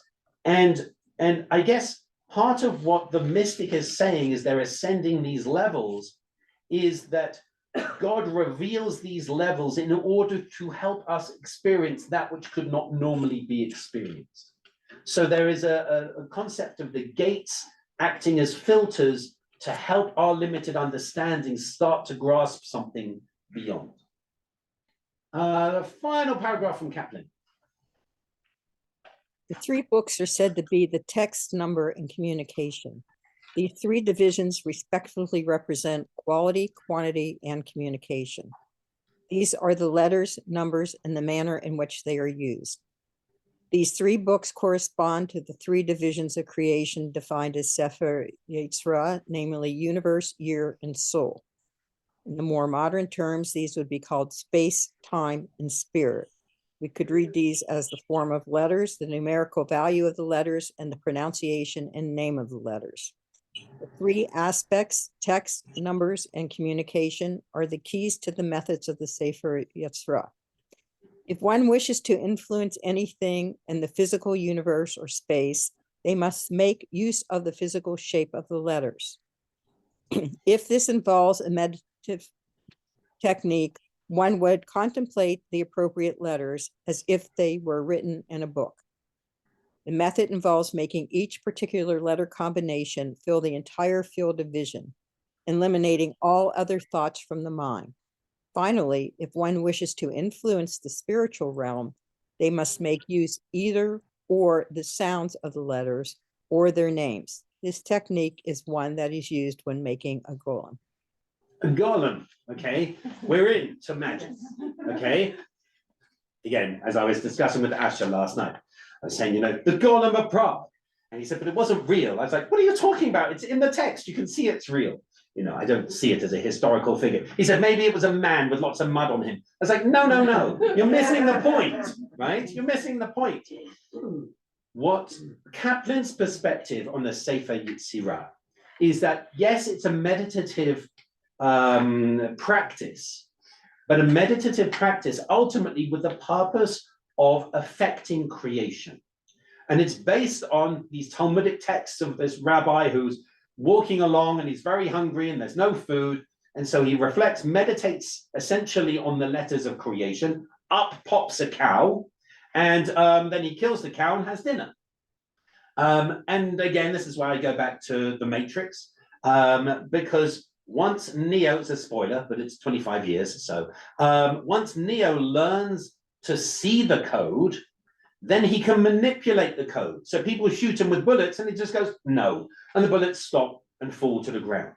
Because once you have access to the code, the underlying DNA of the universe, which in the rabbinic mind or the mystical mind is letter and number and form, the way that you say it, or the way that you use it, once you have that, you can do anything, right? You're essentially the sort of mystical Superman who can create at will. And it's not creating at will like some heretic. It's tapping into the divine power of speech, which is how God created the universe. So if God can create with speech, then creation comes from speech. So if you can get the right words, the right code, the right intonation, the right kavanah, the right intention, you should be able to create too. Now you can turn around and say, but you're not God. That's not the point. The point isn't to try to be God, because we're not trying to create the universe. We are just these very small beings who have access to the mode, to the method of creation. And so in Kaplan's reading of this, this is you create a man out of clay. And I was saying to Asha, it's not just clay, it's the earthling. It's like the original human being. And you write the word emet on his forehead, which means truth, but also has the first letter and the last letter. Aleph is the first letter, Tab is the last letter. I was going the other way, isn't it? Hebrew, English, like. It has the first letter and the last letter. Essentially, it's the everything of the Hebrew language, so that you can create this golem who comes alive and protects the people. And then when the golem becomes dangerous to the people, you rub off the aleph and it spells the word met, which means death. And so the golem dies. It's not a silly story. I think it's a really important aspect of mysticism made real in Jewish literature experience or Jewish, more than that, folk experience of being able to tap into the powers of creation for good. And that's really important. Let's now take exactly the same text and hear Rabbi Jill Hammer's reading of the text. So she writes, wisdom's 32 marvelous paths Yah engraved, the becoming one who holds many within 3 books, tome, tally, and tale. So I recommend, and it's easier for you if you've got the handout, if you've printed it out and so on, just to remember on page 11, Kaplan translates it much more literally, with 32 mystical paths of wisdom engraved, Yah, the Lord of hosts, the God of Israel, the living God, ruler of the universe, El Shaddai, merciful and gracious, high and exalted, dwelling in eternity, whose name is holy, who is lofty and holy. Jill Hammer turns around and says, Yah engraved, Yah being the becoming one who holds many. She's like, I'm not going to spell all this out. I don't need to spell this out. The purpose of the text, she's saying, is not every single name, but the multitude of ways that you can approach God and understand God. It's one who becomes many in differing forms. Whereas Kaplan says, no, every word counts here, every letter counts. Everything explains a different aspect of God. And, what I've put in 2 pages, he puts in 20 pages. So I had to, really narrow it down. So he actually stops on El Shaddai and says, why El Shaddai? Why is this word used? Whereas Jill Hammer turns around and says, because it's one of the many terms that we use of God. Don't obsess over the intimate, tiny, intricate details. That's not what we're here for. So, but she starts particularly, it's interesting, Kaplan starts with 32 mystical paths. That's the focus. Her focus is on wisdom, is on that female personification, essentially. And where Kaplan says God created the universe with 3 books, Sefer, Safar, and Sipur, text, number, and communication. So instead of text, number, and communication, she says tome, tally, and tale. Someone to read for us from Jill Hammer. The image of God. The image of God as engraver evokes the engraved letters in the stone tablets of the 10 Commandments. But the tablets here aren't stone, excuse me. And the letters aren't merely letters. Rather, the divine artist forms a universe of engraving, marvelous paths into the substance of reality. These paths exist within 3 books, which are dimensions of the cosmos, space, time, and body, soul. Each book helps to define and order the world that God creates. The 32 engraved paths, by definition, have a hollowness to them. They are meant to channel a force from the Creator call it intention, energy, or will. So she has a very different perspective on what this is trying to point out. Whereas Kaplan is talking about the building blocks of the universe, she's talking about conduits through which divine energy can flow and can flow to us, which is a different way of understanding encounter. This isn't encounter to control, which I think Kaplan's is. This is encounter to experience. Imagine almost, a tube with water that flows down. And then that water, if you split that tube into two more tubes, it flows down in different ways, in different directions. In some sense, that's what I think what Jill Hammer is trying to bring out here, that everything is imbued with the possibility of encounter, and that there is a structure to the universe that we can't see that allows for encounter in many different ways. Jane, we're going to keep going. Yeah, I'll try to make this as short as I can. I have a question about the tree of life, and this is it. You have a two-dimensional representation on the paper. Yeah. When I read particularly Jill Hammer's, I think of this as more than a three-dimensional representation. And, this is written post-Hellenism. So I also wonder when I read this, is there a left to right connotation to how the two-dimensional is portrayed? And is there sort of the concept of what on the right is better than what's on the left? A, and B, if this is truly spherical in nature, does that allow more past conduits and an embellishment of more of a womb type of situation? More of a womb type situation? Yeah. Did you say? Yes. For lack of a better term. No, I get you. Yes, there is definitely primacy to right over left. Definitely. Left has always been seen. That's where we get the Latin sinister. Left is sinister, right is dexter. So if you are dexterous, you are powerful with your right hand. If you are powerful with your left hand, you are sinister. And so there was a darkness. That's where the word comes from. So there is a judgment immediately on left being darker and so on. In terms of dimension,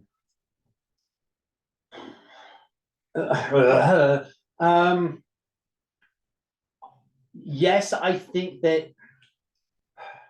in some sense we see it like a ladder, like a literal physical ladder that we climb up. I have to share just because I saw it this week. I'm going to inflict this on you. It turns out the distance between rungs in ladders has changed over the last 100 years. It's actually true as people get taller and so on. And somebody wrote, that is called climate change. So, so I had to share. In some sense, it is a two-dimensional ladder that you are using to ascend into, or to experience, not to ascend yourself, to experience realms that are above. But I think as soon as you add intention, you move beyond a simplistic dimensionality. It's not flat, it's in the encounter as well, and in the mode of expression as well. And so that takes it immediately beyond what I would say would be dimensions, length, breadth, height, and time. And maybe that comes back to Kaplan's fifth dimension almost. Is it womb-like? In some sense, yes. What we're talking about is accessing something creative, something generative, something that gives life.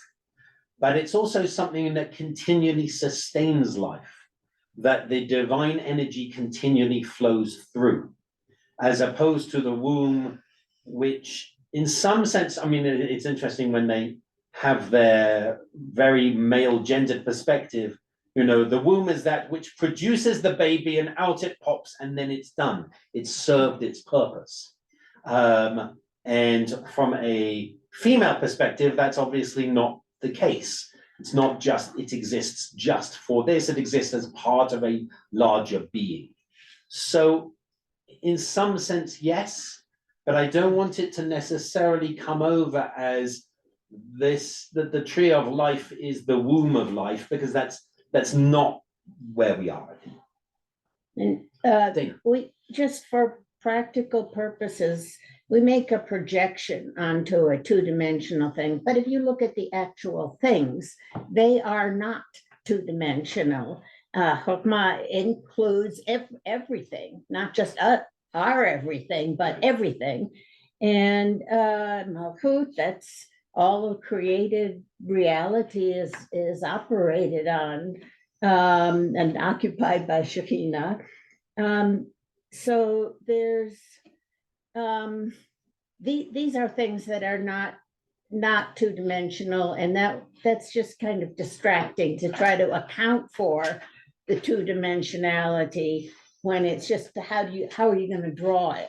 Thank you. There's a folding into aspect, which came to my mind as you were speaking, that the lower sphirot are all folded into the upper sphirot as well. And so yes, the dimensionality becomes difficult because how can you contain all of those different aspects of the world in a simple dimensionality picture? Yeah. Okay, let's press on. Where did we get to? Unlike in the Bible. Someone to read for us. Go on, save my voice. Someone, be bold. Unlike in the Bible, especially the book of Proverbs, here in Sefer Yetzirah, wisdom seems to be not a single being, but a multiple entity, a web or network. There is a mycelial feeling to this entity. What is mycelium? Like a mesh. Mesh, yeah, that's a good way to put it, like Thank connecting nervous system. Like fungus. Like fungus, nice, thank you. Okay. There is a mycelial feel to this entity because, as we will learn, every path in the web connects to every other path. Wisdom is a labyrinth that God's creative intention must traverse to find its way into expression. Wisdom is, or more properly are, a multiplicitous womb within which God creates the infinitely varied substances of our world. Wisdom comprises a web of channels by which divine creative energy becomes created beings. So thank you. So, touching on exactly Jane's language about the womb as a place of creative life, but not just that. And so it's the challenge is as soon as you start relating to the human body, bearing in mind that for the Kabbalists, usually it was the male human body. And so as we read this text and as we use words like womb, how much is what they intended and how much is a more modern feminist reading? And so just as Kaplan might be reading in a very patriarchal way of how do we control this? How do we control these? It's possible that Jill Hammer is reading this in an extremely embodied sense, which might also take us away from the original meaning, but also point to the original meaning. And so I think there's real value in carrying both of these translations and approaches because they're really saying similar things, but in very different ways because they're using the text very differently. Kaplan is using the text as the blueprint for creation that we can access, whereas Hammer is using this as the divine energy being passed down to us and how do we experience it. Someone to keep going. We are never told exactly what substance God engraves. The phrase Chakatya. God engraved has no direct object. It is if the substance engraved by God is too mysterious or too infinite to describe. Scholar Marla Seagal suggests that we could read Chakatya as engraved out of God. In other words, the primordial material into which the paths are engraved is God. If so, when God is the creator and also the substance of the world, as the latter Kabbalah will assert, this pantheist view of creation does indeed seem to permeate many of the passages of Sefer Yetzirah. So pantheism is the belief that everything is God. Right. Panentheism, which is what we have here, is the belief that everything speaks of God. So a pantheist would say, this table is God, this mug is God, you are God, everything that we experience is God. A panentheist says, through this table you can experience God, through this mug you can experience God, through you can experience God, and so on. And so Kabbalah, Jewish mysticism, particularly through Kabbalah, tends towards panentheism. Everything is a way, everything alludes to God. Everything, God can be experienced through everything.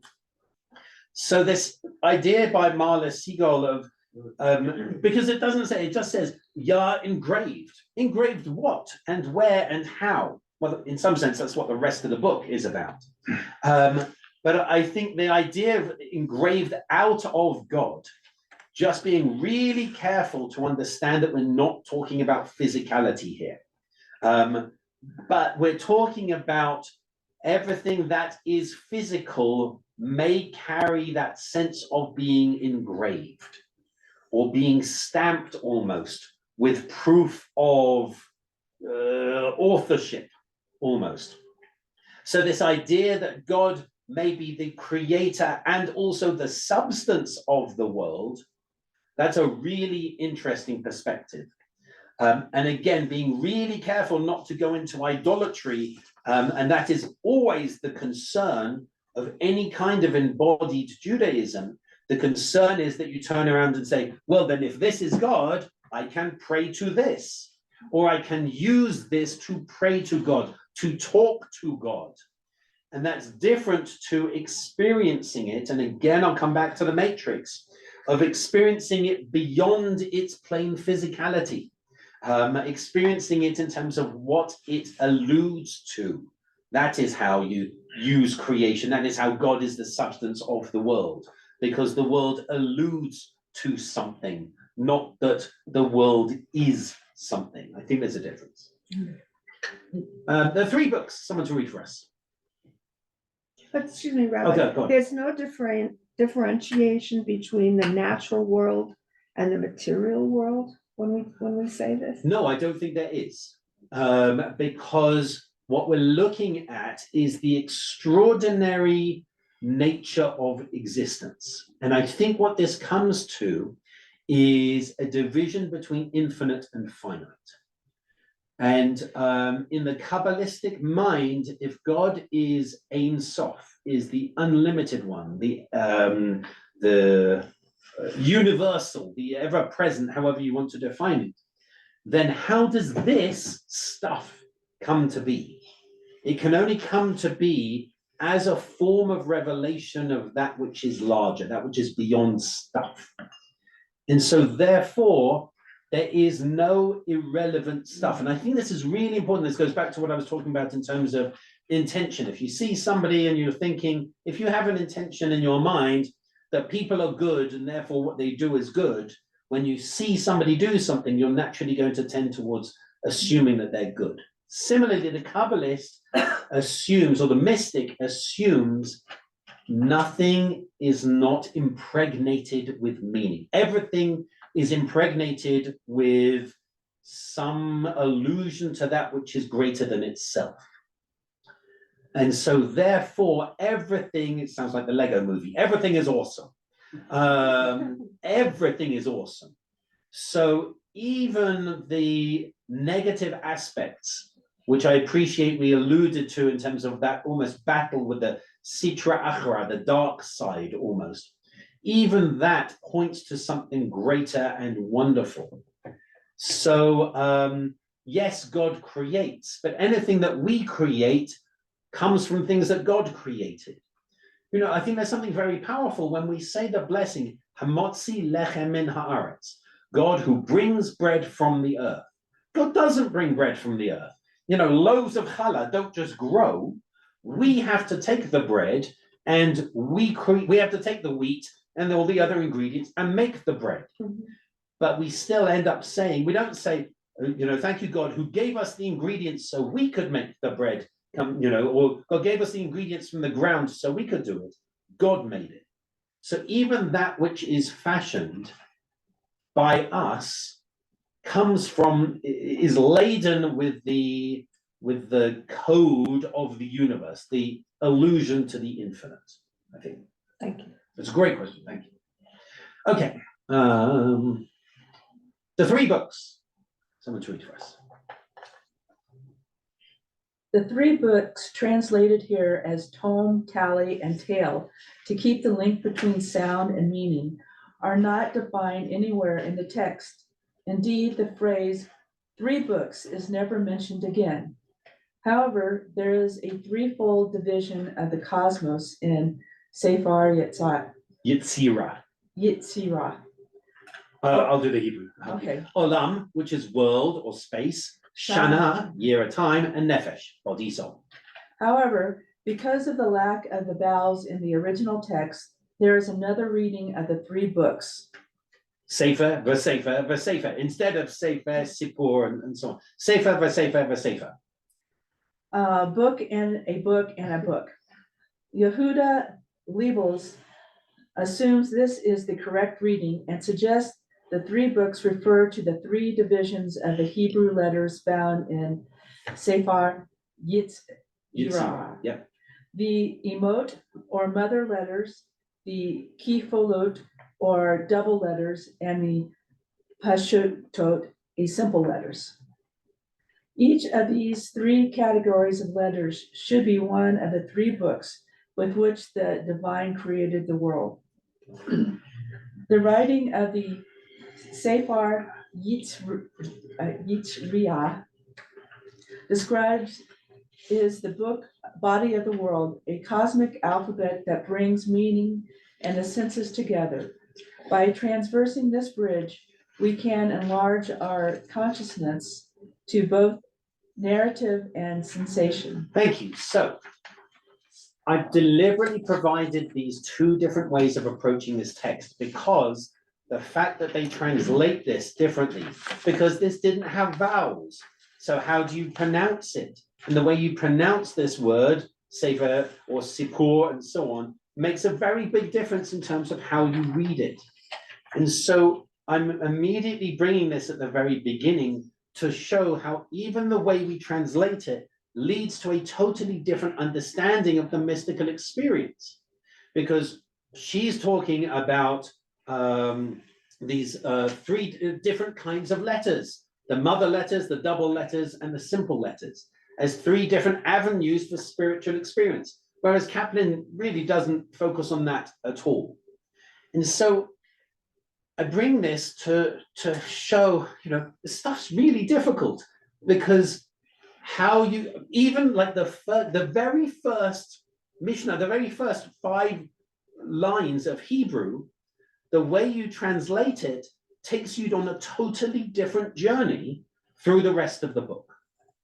And so in some sense, that mystical experience becomes a reflection of us. And the way that you read Sefer Yetzirah becomes a reflection of us. And I'll share, we'll do one more page. I'll share, I've read Aryeh Kaplan's book, I don't know how many times. And it was quite right for somebody to point out to me as I was preparing these sessions ages ago, and I mentioned I was exploring Sefer Yetzirah, and they said, do you have a feminist reading of it? And I thought, no, how very interesting. And I read Jill Hammer's book, and I thought, oh God, I hate this. I was like, this is so like modern, like emotion and blah, blah, blah. And then I thought, now hold on a minute, because she really does have a point, which is you don't have to read it through the traditional male lens of control the avenues and therefore, Neo the Matrix and create cows and so on. It could actually be very easily read in this other way. And how we read it, therefore, says a lot about ourselves. And so, I'm actually growing to like both commentaries. So let's look very quickly, as if we can, page 14. So I'm deliberately jumping an entire chapter now. So again, we could take years on this. Kudos to Rabbi Nachum, who has been leading a Torah study group for very many years. They just finished the book of Genesis. And so there's something to be said for that. which is that this is very similar. That you could sit down with each one of these, just one. You could sit down with that for months if you really wanted to. So what are we doing here is, again, we're getting a taster. So we're going into chapter 2 at the beginning of chapter 2. So I'm using Kaplan's translation here. 22 foundation letters, because it connects back. 3 mothers, 7 doubles, 12 elementals. Remember that she spoke, how did she describe them? As the mother letters, the double letters, the simple letters. He calls them the mothers, the doubles, and the elementals. The 3 mothers are Aleph, Mem, Shin. Their foundation is a pan or a palm of merit, a pan or a palm of liability, and the tongue of decree deciding between them. And then there is a potential alternate reading of the text or an extra sentence that some texts have and some don't, which again makes Sefer Yetzirah even more difficult because we have different versions of the text as well. There is no one unified version of Sefer Yetzirah. So there's additional parts. There's 3 mothers, Aleph, Mem, and Shin, 3 Hebrew letters. Mem hums, Shin hisses, and Aleph is the breath of air deciding between them. Someone to read for us these 3 letters. Go on, be bold. These 3 letters represent 3 columns into which the Sefirot are divided. The right-hand column, headed by the Chokhmah, or wisdom, is represented by Mem. The left column, headed by the Binah, understanding, is represented by Shin. The center column, headed by Ketar, crown, is represented by Aleph.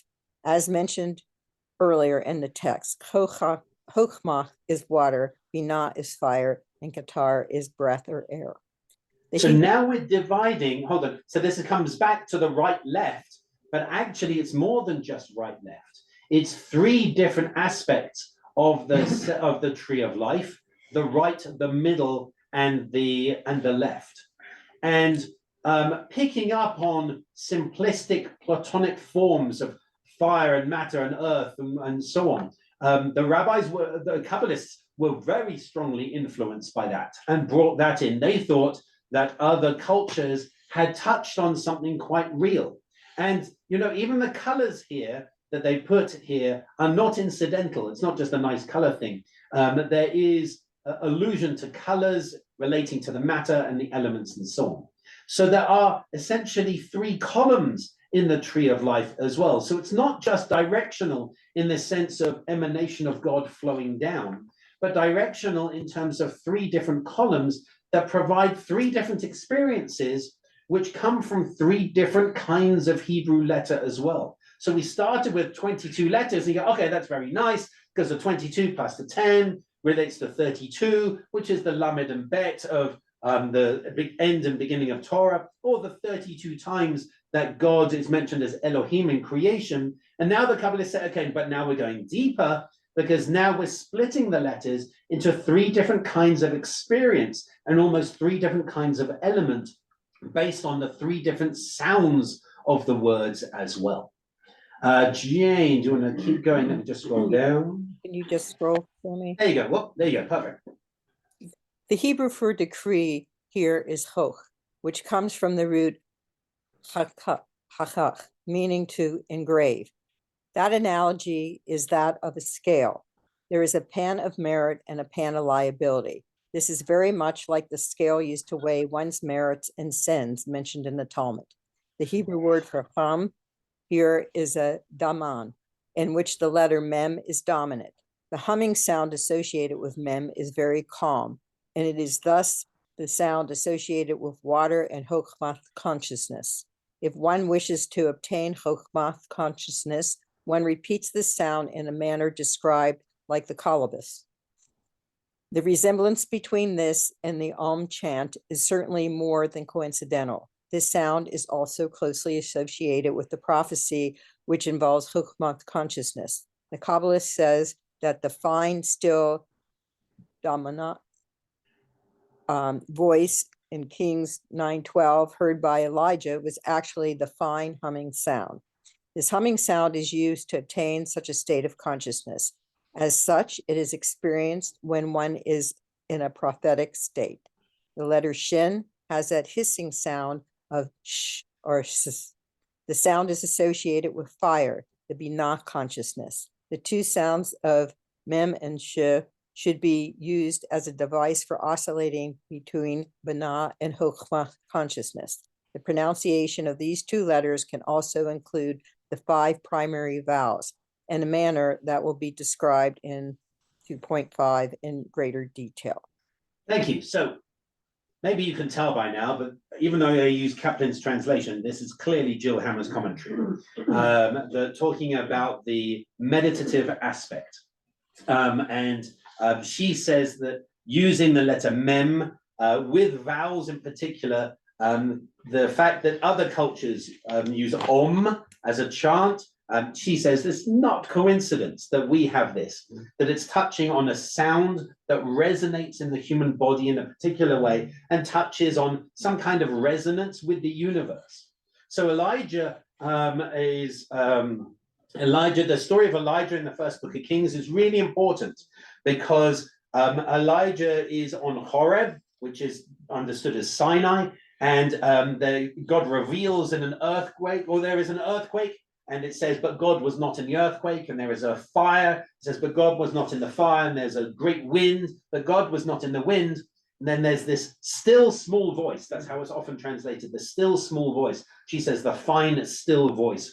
It's a humming sound, according to the Kabbalists. That's what Elijah experiences. And Elijah says, aha, now I'm starting to experience God in this meditative trance-like sound.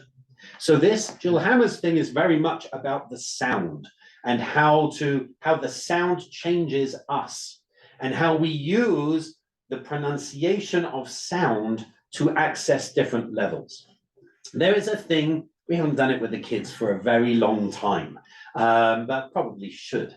The biggest prayer in Judaism is Shema. And sometimes you see people today say, let's slow this down. So let's first take this word Shema. Let me just stop the text a second so everyone can see. There we go. And let's take this word Shema and split it into its 3 sounds, essentially. Because in Hebrew, it's 1 syllable, Shema. Some could try to split it Shema, but it's Shema. But let's split it into the 3 sounds. Shh comes first. That quietness. You can't hear anything until you're quiet. So you start, and I sometimes do this with the kids, start with just shh. And then there's that contemplative reflection of And then there's that revelation of And so sometimes we do this with the kids to say, you know, what they don't realize is it's actually very similar to this meditative process in Sefer Yetzirah, if that is what it's saying. And Jill Hammer says this is what we're pointing at, these 3 different mother sounds, essentially. There is a difference, which is that this is talking about the Aleph as the breath of air, which doesn't carry a vowel, and the fact that Shema has an ayin, not an Aleph. And we have to be careful because it's possible that the ayin used to be pronounced. It's possible it was pronounced with a guttural sound, which we see in other cultures and other faiths around the same place and time, that the ayin might have been a sound. So it might have been shwa, like that almost. So we have to be careful. But the point is that no word is just a word. It's split into important constituent letters. And certainly what we have is the use of letters and particular sounds to create a meditative state that takes us beyond the word and into the experience itself. And it's the experience that ultimately the mystic is trying to achieve. So I do have some sympathy for Jill Hammer's perspective of not getting these words as code to explore, which is what Neo does in some sense, but to control, but using them as a conduit, as an avenue, as a channel in order to experience something that takes us outside our normal everyday experience, where words just pour out of us, or me at least, with so much constancy that they've lost their meaning and they've lost their opportunity to create encounter with something greater. And so for her in particular, it's this Chokhmah consciousness and Bina consciousness, the consciousness of something great and unifying, and the consciousness of something that connects all, that is still part of something great and unifying. And so using these sounds helps us to connect for her. Let's do the one final paragraph. It's significant. You want me to continue? Go on then. It is significant that these two sounds are dominant in the world of Chashmel, which according to the Kabbalists is the interference between the physical and spiritual. Hang on, the interface. Interface between the physical and spiritual. In his vision, Ezekiel thus says that he saw the appearance of Chashmel in the midst of fire. It is only after visualizing the Chashmel that Ezekiel was able to perceive the Chayot and enter into the state of prophecy. Since the M and the Sh are the dominant consonants in the Chashmel, it is possible that the world itself was used as a mantra when the prophet swung between Binah and Chokmah consciousness. The appearance of Chashmel would be the visual experience that one would have during such a state of oscillation. According to the Talmud, the word Chashmal comes from the two words chash, meaning silence, and mal, indicating speech. It can therefore be translated as speaking silence. The Kabbalists also note that the two letters shin and men spell it shem, the word for name. It is through the names of objects, and in particular, through divine names, that one can make the transition between the Chokhmah and the Binah consciousness. So, we actually spoke about Chashmal last time, the first time, the Chashmal being the fire from heaven that comes down and consumes. But here, this is being used as Chashmal as the mediator between the heavenly realm and the earthly realm. The spoken silence. And again, I've got to be really careful when I said, it's very easy to write a book and just provide two words that are opposites and say, look how deep we are. But at least in this sense, in Talmud, there is definitely that sense of chash meaning one thing and mal meaning the opposite. Chash is a silence, mal meaning speech. Therefore, chashmal is the spoken silence. There is something to be said for that.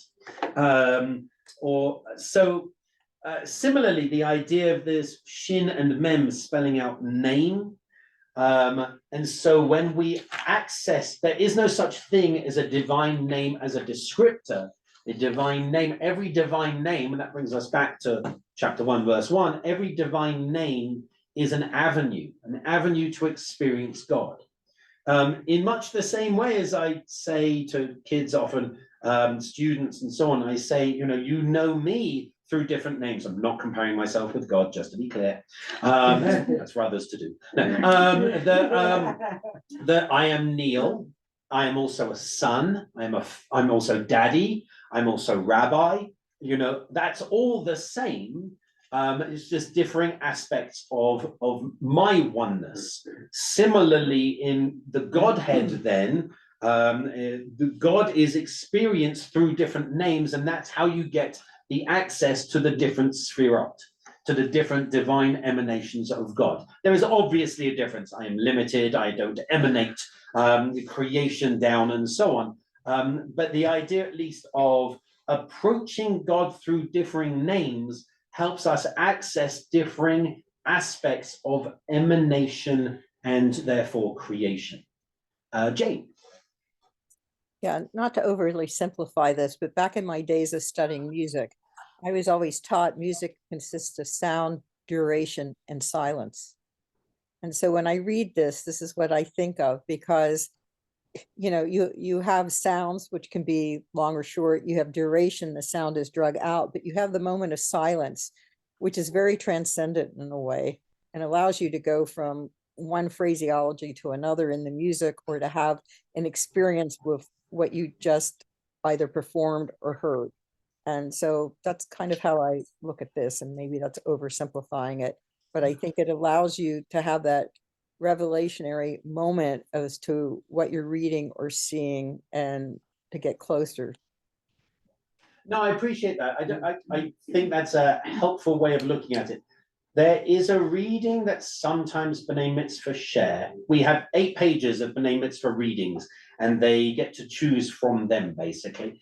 And one of them, I think it's Elena Rothman, talks about the silence, how we need to go beyond the words to the silence. And she describes it like the sea, and says that our experience of the sea, our immediate experience of the sea, is the breakers of the waves of the ocean. It's energy, it's excitement, it's noise. She says, but you have to go beyond that. Once you swim out beyond the breakers, it's a different kind of energy, a calmness, a larger expanse which you connect to. And says that is that the prayers in the service are the breakers, the noise, the hallelujah, hallelujah, and so on. But once you get beyond that into the silence, you're experiencing a different aspect of God. And so there is something to be said for that. We did have a wonderful moment of, because it does talk about in that passage, she talks about the breakers and how you need to go beyond the seashore. And one B'nai Mitzvah, and I can't remember who it was, so it's okay, one B'nai Mitzvah accidentally reversed the words of seashore and read seahorse. And so we had a really interesting drush in the middle of the service about the seahorse and the seashore. It was rather lovely, actually. Very quickly, let's do very quickly page 15. Because Jill Hammer's translation of this, 22 foundation letters, 3 mothers, 7 doubles, 12 simples, says this chapter will not explicate the categories of letters, but will rather introduce a spiritual practice, that of combining or exchanging letters. This practice has power because the letters constitute the substance of the cosmos, and also because the 22 letters together constitute God's name. The Aleph Bet is the name of God that gives a person access to the mysteries of creation. So now what we're talking about is constantly seeing things as letters in the name of God.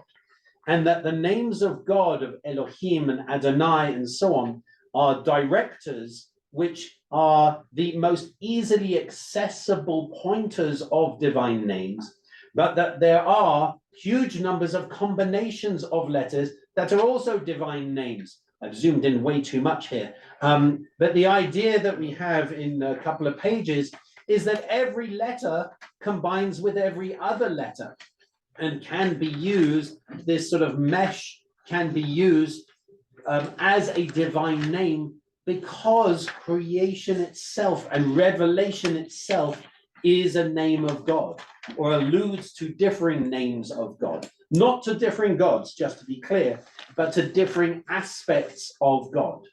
And so Jill Hammer is really trying to bring out how this is not a magical practice, but a meditative practice.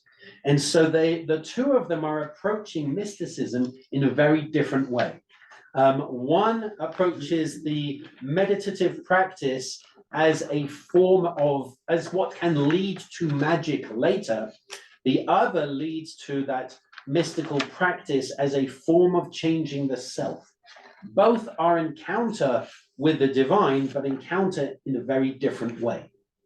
One changes us, the other has the potential to change the world almost. So here's the thing. It's now 12 o'clock and I have to go and teach a bar mitzvah student. You have pretty much all asked for extra time and so on to explore things. There is only one time I can do unless we wait a month.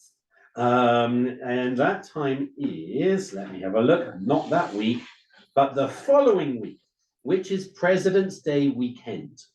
And I already have 2 B'nai Mitzvah students, one at 9 and one at 10. So what I could do is 11 o'clock on Sunday the 18th. I appreciate though that it being President's Day weekend, some people may have plans, some people may be away and so But after that, I'm then away in DC on the 12th grade trip. I could potentially do something in March, the beginning of March, but that's suddenly waiting quite a long time. That's a literal month away. So what I'd like to suggest is that we do President's Day weekend, which is Sunday, the 18th of Feb. So that's in 2 weeks' time, and from 11 o'clock. I haven't actually put it in my calendar.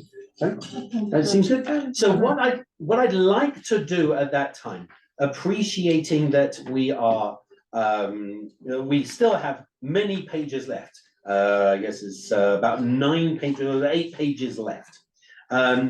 Is if you want, read ahead. Read ahead again, being aware that I'm only providing small excerpts of Sefer Yetzirah and of the commentaries of Sefer Yetzirah. Read ahead, and what we'll do is we will read, I will not assume that everybody has read ahead though, and we will read excerpts from the final 9 pages. And then particularly what I want to do, Ari is at the threshold of the mystical encounter, hoping to come in. What we'll do is we'll look at some of it, but then explore a larger perspective of what do we do with this? Where do we go from here in terms of, we're touching upon, we'll have looked at essentially 8 hours of Jewish mysticism. Where do we go from here? What do we do with this on a personal level and on a communal level as well? Again, appreciating that this is very much just a taster of something. So feel free to read ahead if you wish. The remaining 8 pages, feel free to let it sort of wash over you, to explore. If you want, again, ask questions. Write me the questions, email me the questions beforehand, bearing in mind that not everybody will be reading ahead. Okay, so thank you, everyone. Again, I always appreciate your thoughts and comments. And I will say again, there is a really good library here that we are sitting in. There is a mysticism section over there that I encourage you, you can take books out. I also want to mention an event which is happening. I was asked to mention this on Tuesday at 12 p.m. until 12:45 p.m.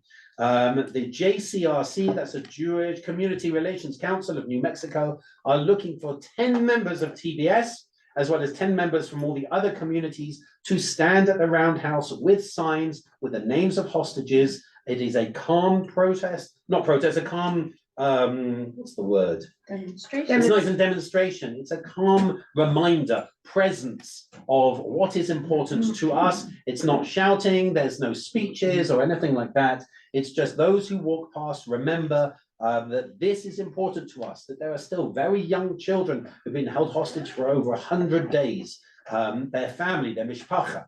And so they are all of our family. So we are just there. I won't be able to be there. Cantiliana will be there, and Meredith will be there. We're looking for 10 members, and if there's more than 10, great. 12 until 12:45 at the Roundhouse. So we encourage you to be there if you are able to. Otherwise, we'll be back in 2 weeks' time. So thank you, everyone. Thank you. Do we just need to show up? I mean, I just, okay, and we'll be given a sign to. I believe so.